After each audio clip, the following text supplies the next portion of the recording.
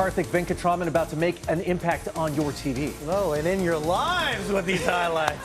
San Diego State football. Hey, man, they were supposed to come out. They were a 19.5-point favorite. When you win by 42, Carly all the way in the back, what do? You don't put it on them, and that's how you like to open up the season. If you're an Aztecs fan, Carlos gone. I'm staying with you. Final quarter coming up, baby.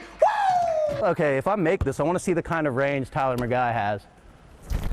That's awful. See, this is why. This is why you shouldn't have let me come out here with you. They got to get that bust of you, right, for your Hall of Fame play? Yeah, they've been working on it, man. They got to get this head, man. They're just trying to shape this head. I don't know if they got enough glue and clay and stuff to get this stuff going on, man. When you come up with a catch like that, is it a little bit like a let's go? For sure. Now you're about to have your first home game in franchise history. When you hear those words and see the dream come to fruition, what's the excitement level? I can't tell you how much. It's just something from our heart. Hey, we got to check out Jeliza's boots right here. How fresh is she looking in those? Albert is also very excited for the game. I can't compare to those boots, man, but, hey, I got everything else going. You got the hat, the shirt, how we doing, so. Albert, don't let anyone put you down, man. You're looking fresh, too, man. You're looking, too. 2 hours in, and I'm still sober, so, hey, you know what? We're ready to keep going. And you know what? Yes. Get Gary Annie, who's not here this week. Yep. I'm going to do his walk for him, John Very Howard. nice. I'm going to strut it out like I'm Conor McGregor. Yes, sir. I'm going to strut it out like I'm Conor McGregor. But now all of a sudden, they're like that high school football player in that viral video from years ago. I think I got my swagger back. Oh. The San Diego Seals are at home in March for a matchup with the Vancouver Warriors. A rivalry in the NLL, and at this point of the season, both teams are fighting for a playoff spot. Watching this indoor lacrosse league, there are plenty of goals, big hits, and players putting it all on the line to win. The dedication to play this physical game from these pros is truly impressive, because playing a professional sport is just their part-time job. The NLL is just not as profitable as the other major sports leagues. As a result, under most circumstances, the league only allows teams to practice once a week, and most of the time, teams only have one game over the weekends. San Diego Seals operations manager Tyler Valls gave us a breakdown of what the players make. Average, I would say, is about mid 20,000. Our franchise tag player will make 50,000, and the veteran maximum is just under 40. Our rookies will make about 14,000, and then our practice staff makes about 2,000. So they're making more money in per diem than on their actual professional contract. There are contractual incentives that can help players earn more, but for the most part, not enough to fully support themselves just playing lacrosse. We kind of walk them through a financial plan, and we go through every step of the process with them. When he's not playing defense for the Seals, Danny Logan is a financial advisor. He said he would be fine financially without the extra money from lacrosse. What are you hoping we can potentially help you out with? Are you wanting to purchase a personal home first, or do you want to get into the investing side of things first?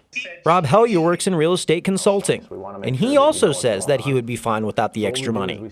The thing is, the game is just such a big part of their lives. Lacrosse has been a part of my life since I was 3 years old, and in sports in general. So I've always, been an athlete in some way, shape, or form. I don't really know anything else. So why do you do it? I mean, if you could support your life and, just kind of work your normal Monday through Friday, why still play a professional sport? Because I love it. It's going to be very hard to walk away. I've been playing since I was 7. So making that transition, I don't even want to think about it right now, because it's a tough thought. Logan and Hellier live in San Diego, but most of the team does not. Seals players and staff live in places like Detroit, New York, and Canada. They work jobs there, and then they travel every weekend to be with the Seals. Ryan Benesh lives in Kitchener, Ontario. There, he works as a snowplow driver, plus other jobs for the city. He told me he could live off the money that he makes there too, or could find another part-time job in Canada. After all, he is 40 years old, playing this physical game. But he has his reason for why he keeps playing. My son's 3 years old, and he's starting to recognize, what happens at games and what's going on. So it's pretty special to see him in the stands during warm-up up against the glass, waving and, blowing kisses and stuff. And, when he's not here, FaceTime him before the game. He tells me, score me a goal, Dad. So it's a pretty special feeling to be able to do that. With players traveling from anywhere from San Diego to Halifax on a week-to-week basis, there's a lot of planning that goes into that. Like, for example, our game in Halifax, which Halifax is 4 time zones ahead of us. It's literally, it's closer to England than it is to us. Vaus is in charge of it, and he plans 6 weeks in advance for traveling arrangements, whether that means bringing everyone to San Diego for a home game or coordinating everyone to travel for an away game. And I get sometimes to the point where I memorize these guys' Air Canada numbers and all that kind of stuff. It's like things that I don't want in my brain, but... Traveling is a huge part of the budget. Another wild thing is our travel budget is higher than our player salary budget. So that just gives you an idea of what our players are making, and you know, this isn't a livelihood for them, it's kind of a bonus.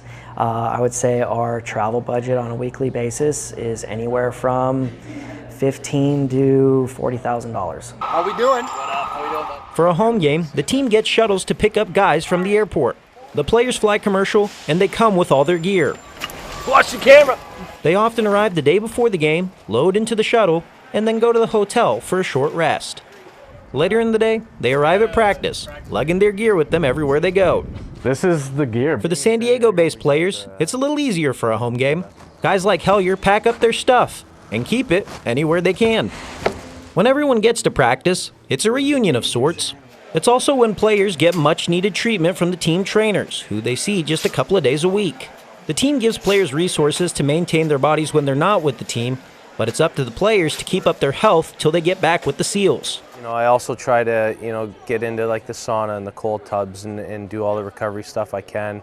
At home, I got the massage guns and all that stuff. So it's basically, you just try and keep yourself healthy if you can, and if you need a little help, then hopefully we have that avenue. Vaus is the operations manager.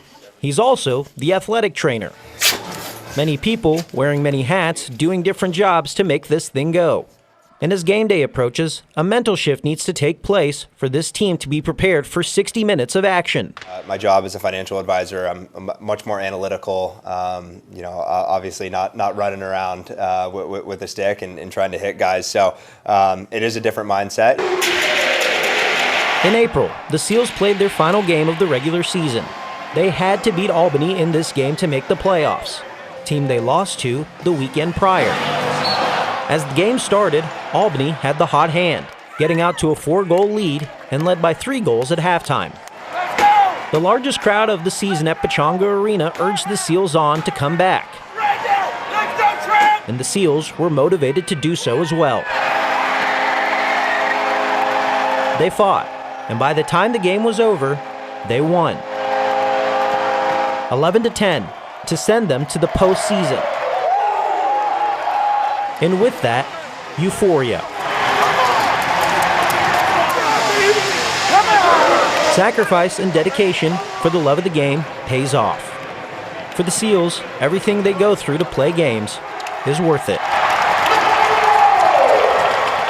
I'm going to keep doing it for as long as my body can stay up and in shape, and it's just such a pleasure to be able to go out and play for a great organization in the San Diego Seals.